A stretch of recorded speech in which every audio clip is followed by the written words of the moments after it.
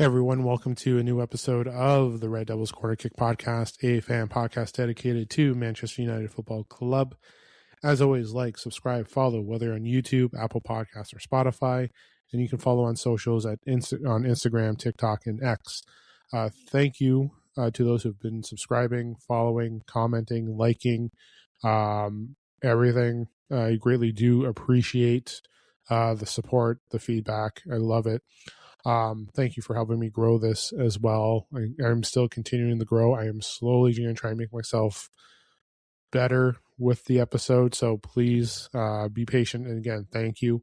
As you know, last week celebrated my 100th well, didn't really celebrate much, but I did talk about my 100th episode last week. So just over 100 episodes now of the podcast. But before, for tonight's episode, post-game recap of the men and women's squad, both ending in draws, both exciting matches.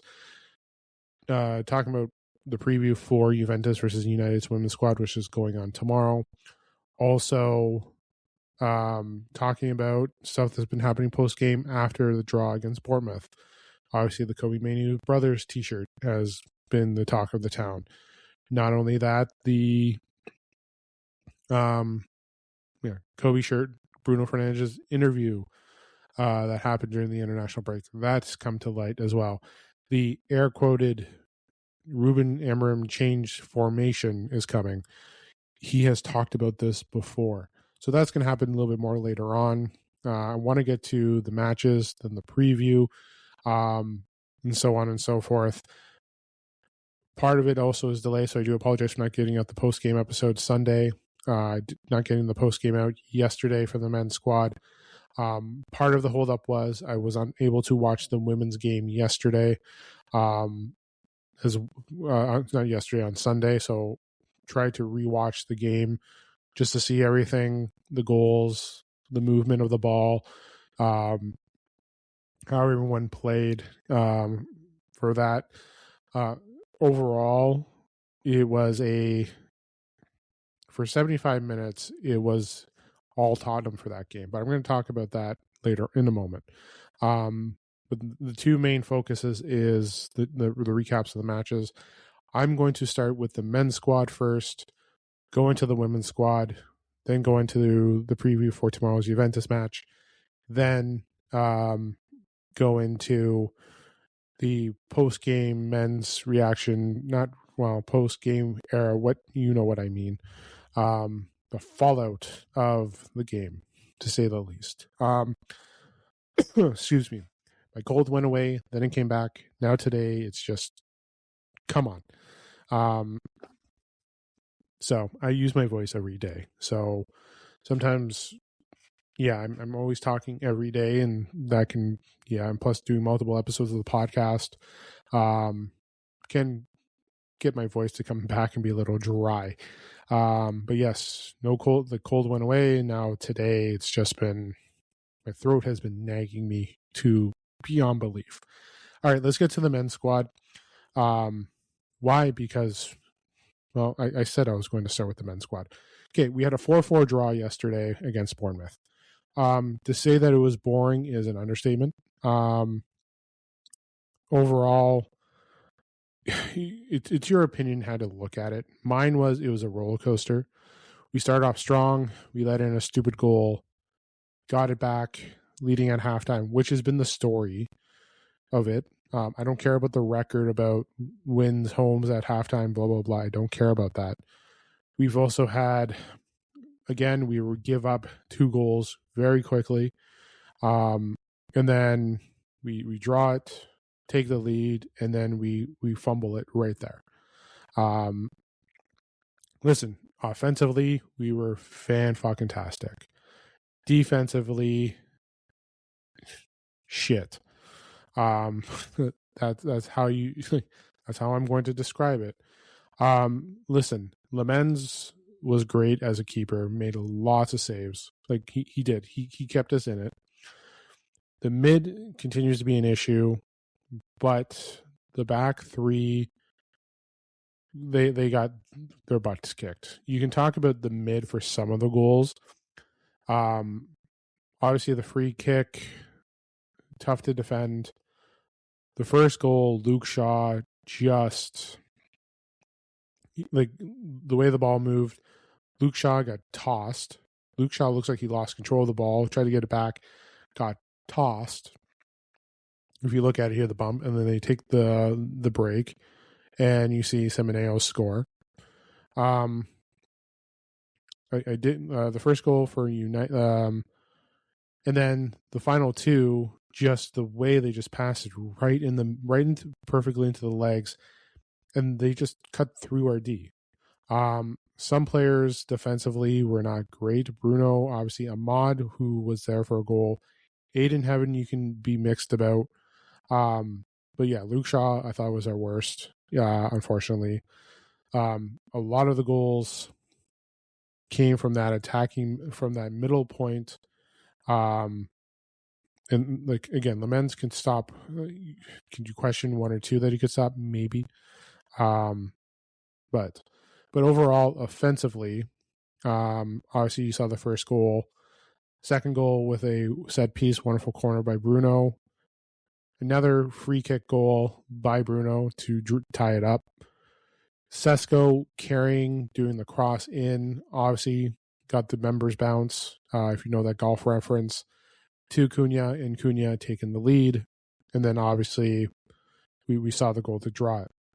Listen, overall, I was happy offensively. We have improved our goal scoring, to say the least, something that we had struggled the last couple seasons. Defensively, it's we're not helping out our keeper. We're struggling in the back. Match up our defending, manning up against important people, cutting off passes, being a little bit more physical. Listen, overall, was I happy with the game? Again, I've mentioned it before. Offensively, fucking fantastic. Defensively, shit. I will be doing my player ratings in a moment here. Who is this? Like, when you're looking at the game, who is to blame? I think it's all areas of the game are there to blame. Mbuemo didn't play his best. Ahmad played okay. Casemiro took a yellow, which is now he's suspended. Bruno, yes, he scored and got an assist, was key on his kicks. Defensively, liability. Shaw, I mentioned, getting tossed around. He cannot play 90 minutes. We're hoping that Licha is back. Aiden Heaven is young. Did some good things, but those passes were precise and tough to defend and try to get into the middle. It was tough. Lenny Earl played well, I thought. Out of the back three, he was definitely one of our best. Listen, Cunha, I'm happy that he got the goal. But now we don't have Mbuemo and Ahmad. Mazraoui did go. So just give me one moment. But now that they're gone, or now that those three are gone, now we have to look at things differently. But in the end, we got a point. We didn't lose, but we did lose points. It just looks like that both teams just decided, you know what, we don't need a defense today. We'll try to outshoot each other, which is good. The one thing, again, positively compared to last season, if it was games like this, especially when we had a 2-1 lead and then we're facing back-to-back goals right away, yes, we would have crumbled a lot worse. We did fight back. We did take the lead. We just couldn't secure the lead. And that was the trouble. And substitution-wise, yes, he made some good substitutions. I would have preferred Shaw off before Euro. I would have. Licha could have just come in right there and done his business. Martinez did an impact. Sesko, I thought, made a massive impact, especially down, especially in the ball movement. Kobe Mainoo did make an impact as well. So the subs did their job. Dorgu, Xerxes, obviously coming in late. But in the end, I think everything, it should have been a win, but at the end of the day, we can't always control everything. So, okay. Let's talk. Let's talk our ratings, player ratings. Aiden Heaven, I'm going to give a 5.7. Euro 5.7, Shaw 5, Cunha 6.8, Delo, I'm giving him a 6, Bruno a 7. Yes, you have to give him the assist for what he did on the free kick and on the corner. Casemiro 6.5, Mount 6.2, Embuemo struggled today 5.8, Ahmad 6.8, Lamens, yes, you can talk about some of the goals. I'm going to give him a 6.3 because some of those saves were just fantastic. Martinez coming on 6.5, Dorgu a 6, Mainoo coming on 6.5, Xerxes 6, Sesko 6.3. He helped contribute to that Cunha goal as well. He looked like he was back. Hopefully we have him starting against Villa this weekend. And I'll be doing my post-game episode or preview game later on in the week as well. But overall, the game was a draw. It was exciting, cool. But again, when I talked about the Wolves game last week, as much as we won 4-1, the issues were still there, and any other team I said would capitalize on that. And that's what happened. Bournemouth capitalized on our mistakes. And that's how we got the draw. That's how we could have lost. We don't know if DeLit's going to be back this weekend. We don't know if McGuire's going to be back. There's speculation that they're not going to be. So we're going to be in an issue where we might struggle again. And the attack of Villa is better. It is going to be tough when we face them. So we have to hard down the mistakes and all that stuff, and we have to be able to protect. So overall, I am happy that we got the draw.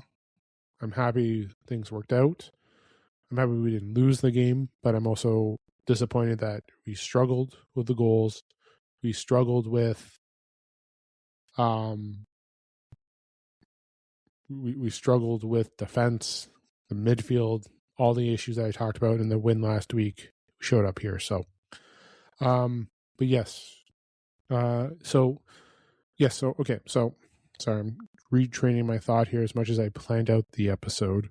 I am in a moment of trying to continue on and focus. Okay. So let's get to, so I'm just getting myself organized here, just as I'm always. And again, I said I did lose my mind a little bit. So just getting myself here.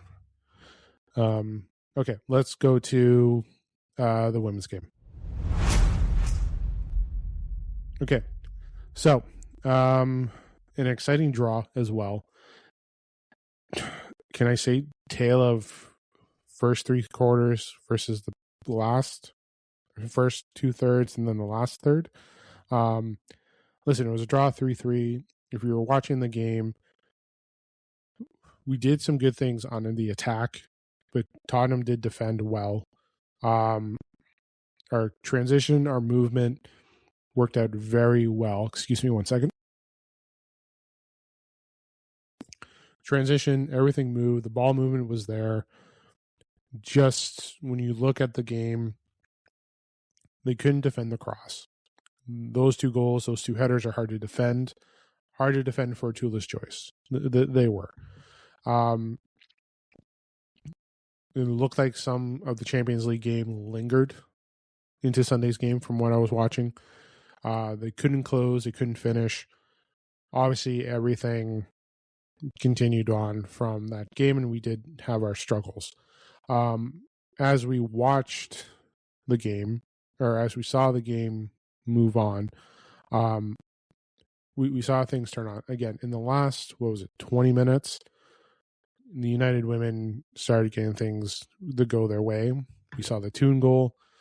We saw the substitutions that made a difference. Skinner did make right substitutions to bring on Rolfo, who would technically be my player of the match. I think a lot of people would agree with that as well. But yeah, the Toon scored with getting the ball back. You're seeing the crosses, the movement of the not stopping. You'll see Rolfo scoring those 2 goals to get it back. Obviously, going into extras, being down a goal, the pressure, we started mounting the pressure and started moving it on. Mallard, I thought, played well in the game. I thought Toon played very well. The back four kind of struggled with the defense. Riviera looked like she was struggling. You can hate on, like, you shouldn't hate on Tulis Joyce. Those were 2 goals that were hard to defend. But we did enough to get ourselves back into it. But it was a struggle. It was. The defense was there, allowing those crosses there. We had, it was tough, just to say the least. It was tough to see them go down 3-0 that quickly.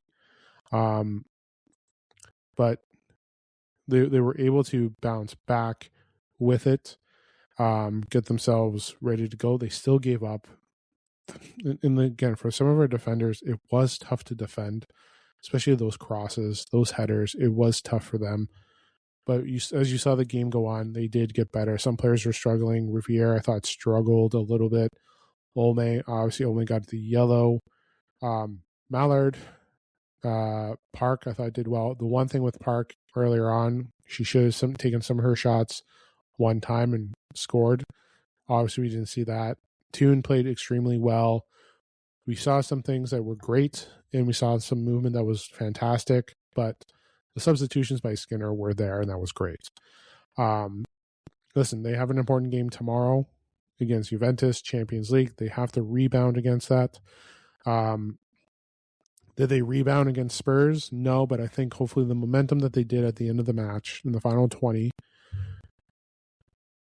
the final 20, hopefully carries over to tomorrow and they get what they need. But overall, we can't allow crosses like that, movement, allowing them to get the kicks off.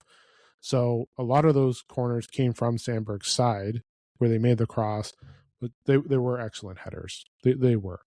But in the end, we still gave up 3, and we gave up 2. Like the first third of the game, it seemed even. And then the mid-third, just the gates started to open on against United.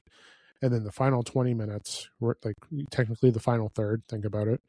But like half of that final third, just United rebounded, was able to capitalize and get goals back.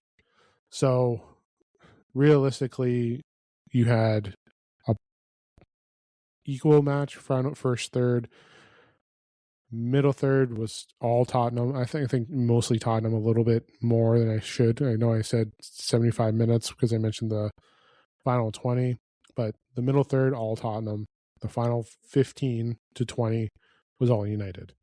Getting themselves back, motivated, able to draw and walk away with a point, and they still dropped.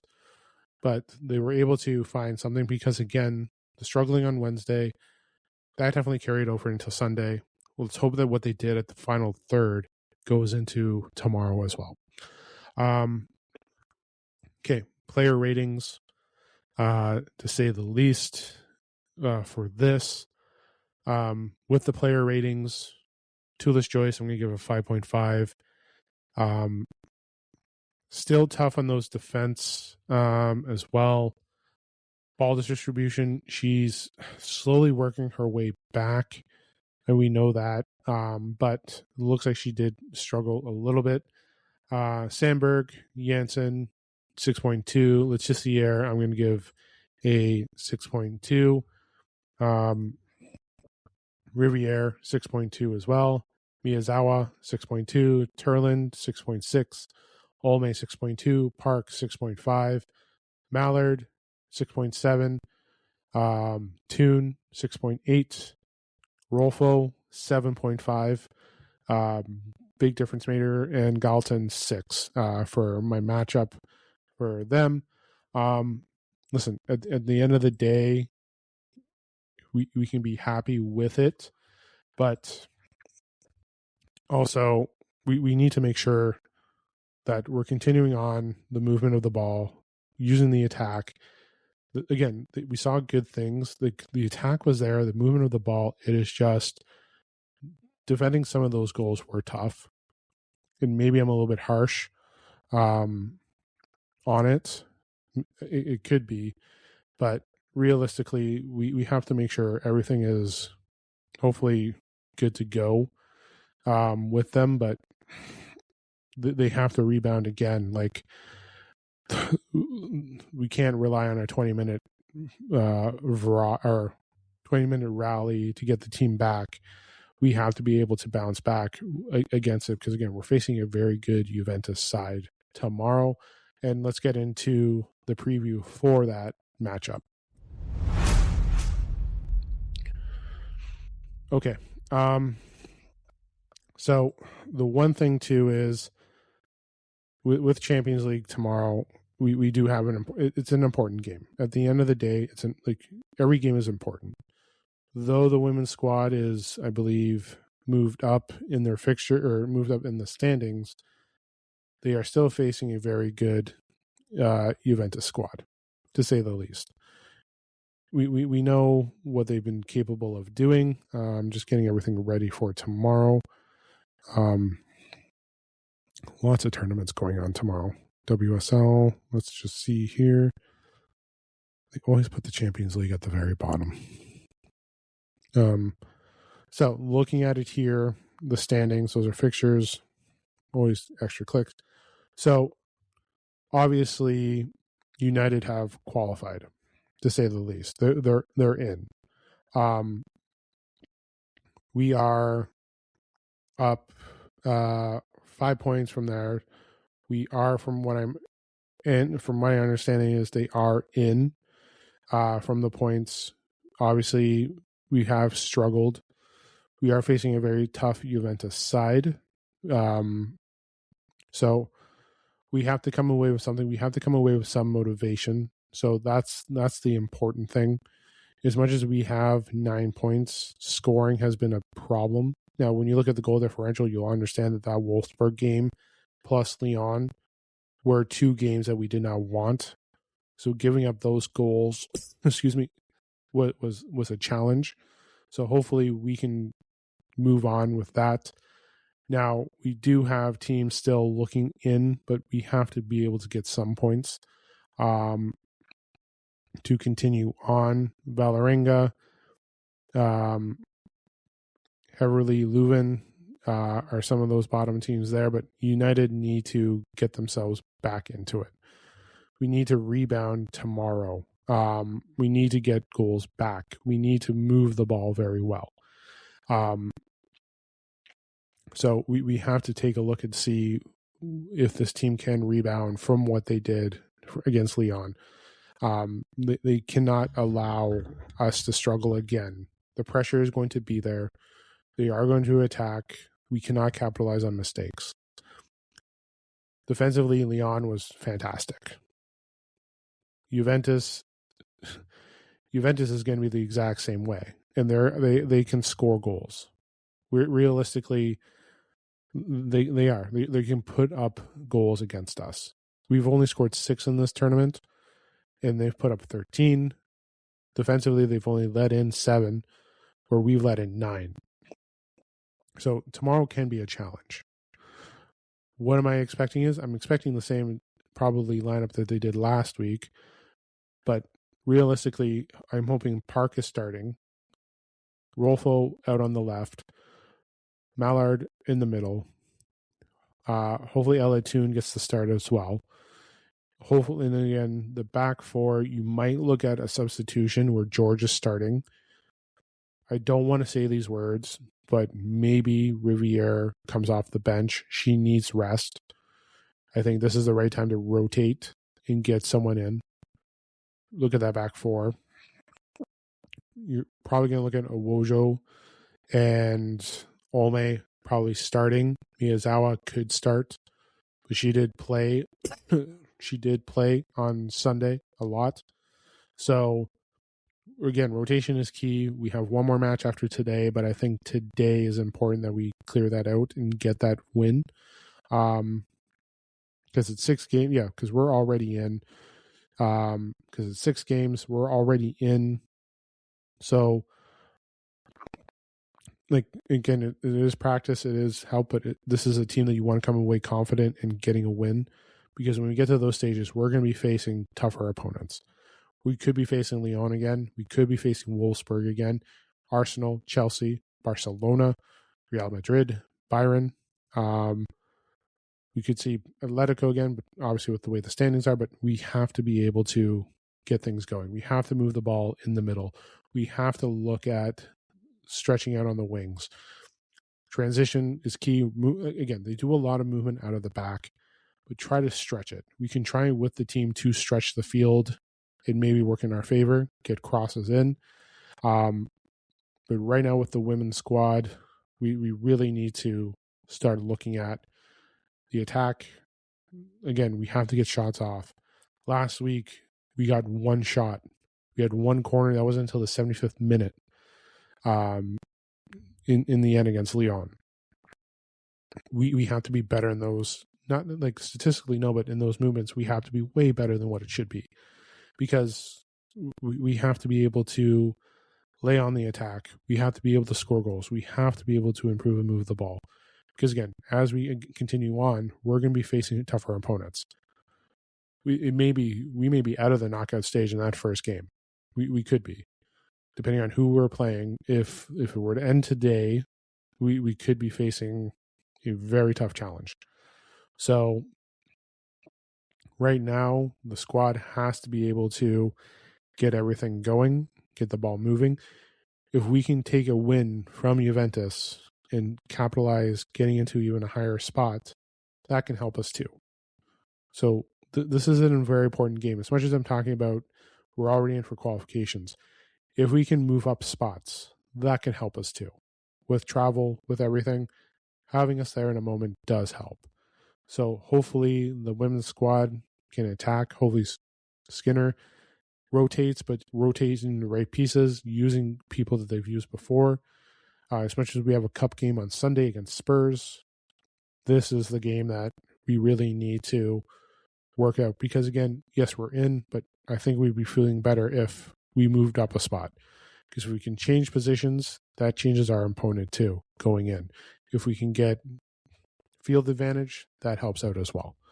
So they're in for a tough opponent with Juventus. I want to look at their last. They've had one loss in 5.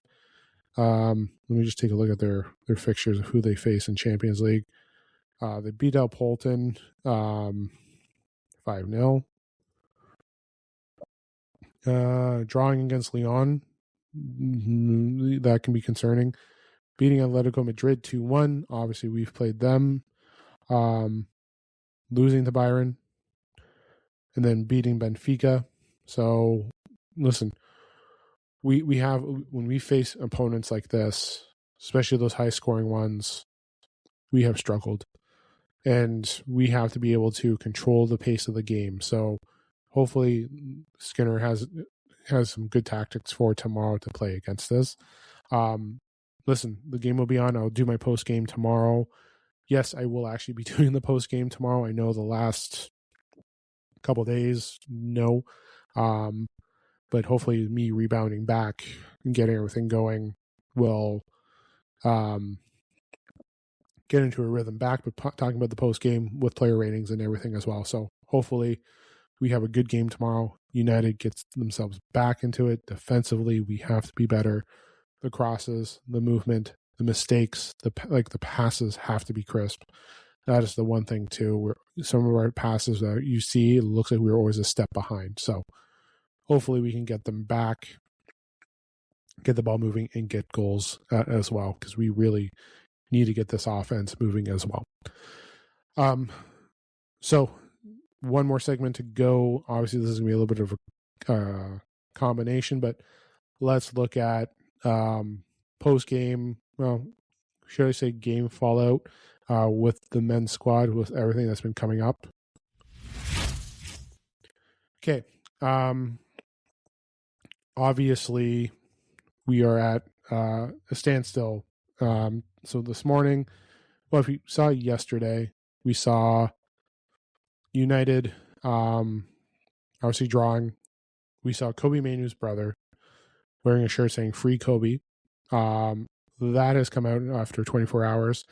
Kobe has not acknowledged or said anything about it. You can leave question marks there to what you believe. The Bruno interview that came out talking about Ineos, Amorim keeping wanting here, all that stuff, going to Saudi, that has come out. This interview was done in the international break. The Kobe thing, listen, this isn't the first United player's family member that has been in the news or made something going on social media.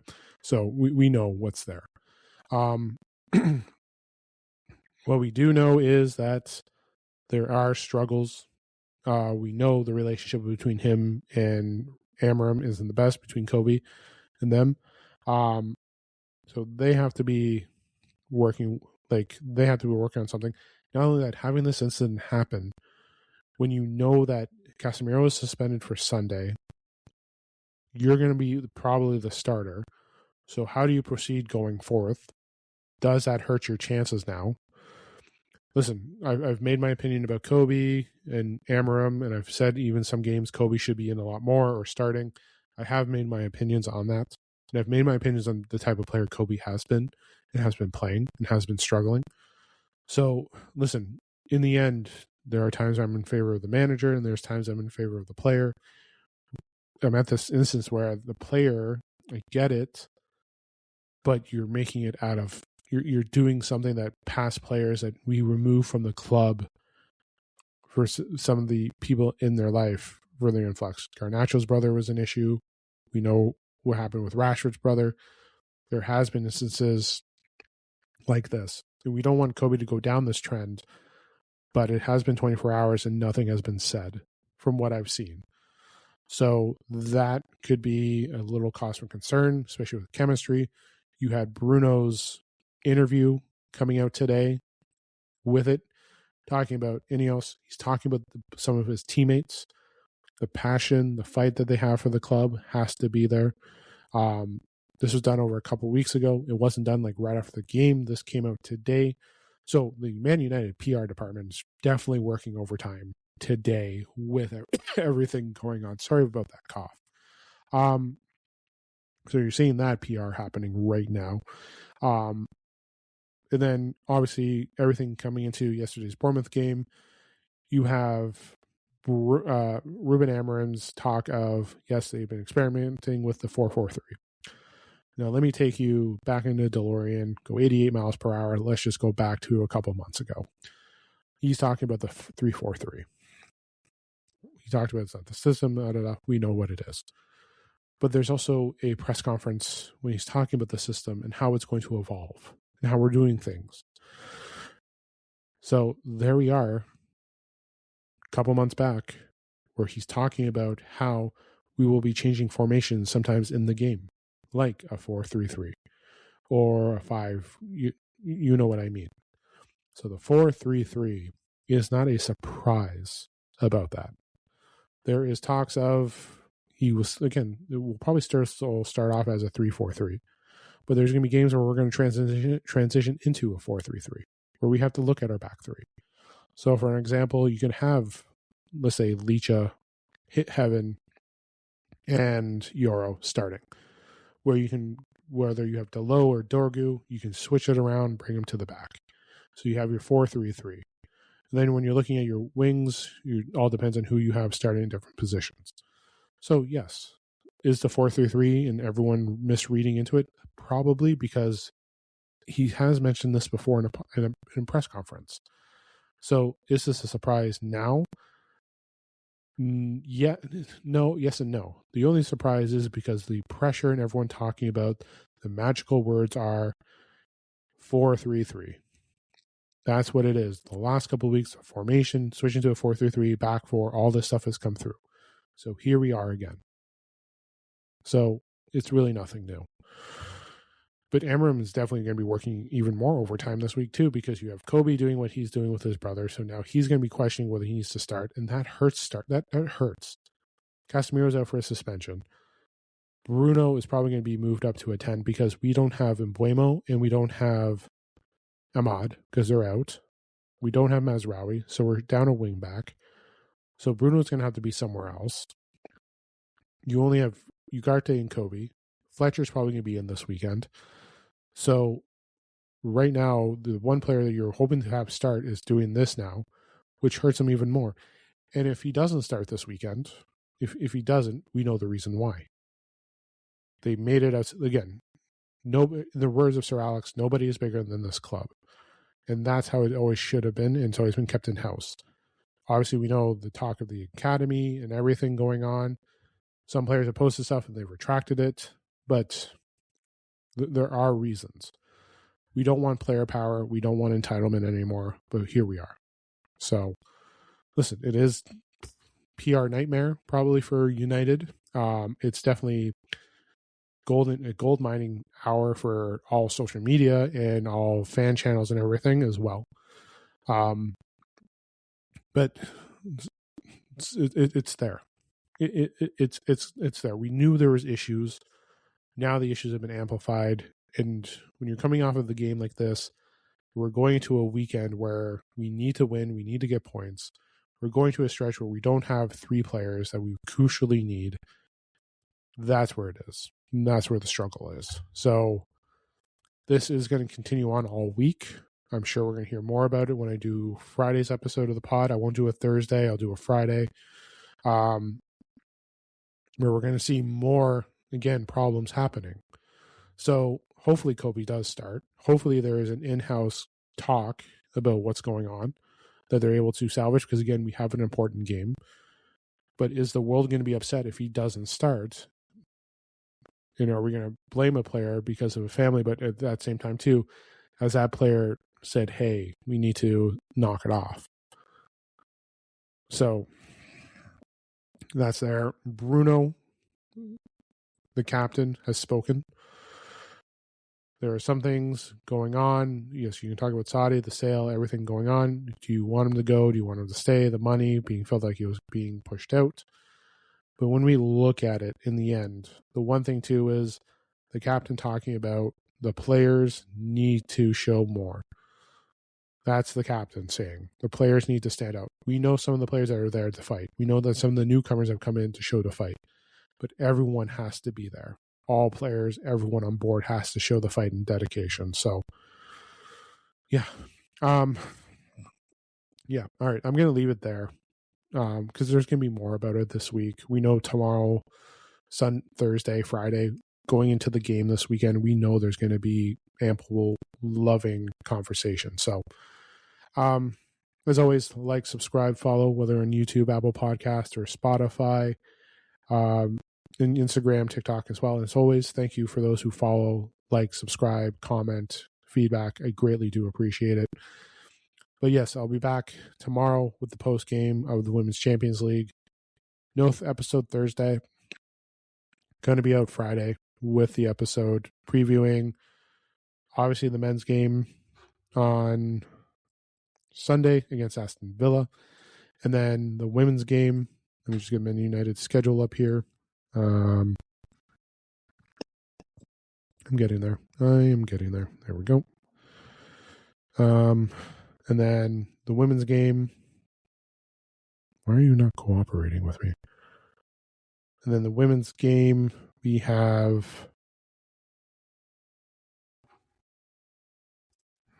What just happened here? Why am I... No, I don't want to do that. Almost ended my recording without even knowing. Excuse me. Let's do this again.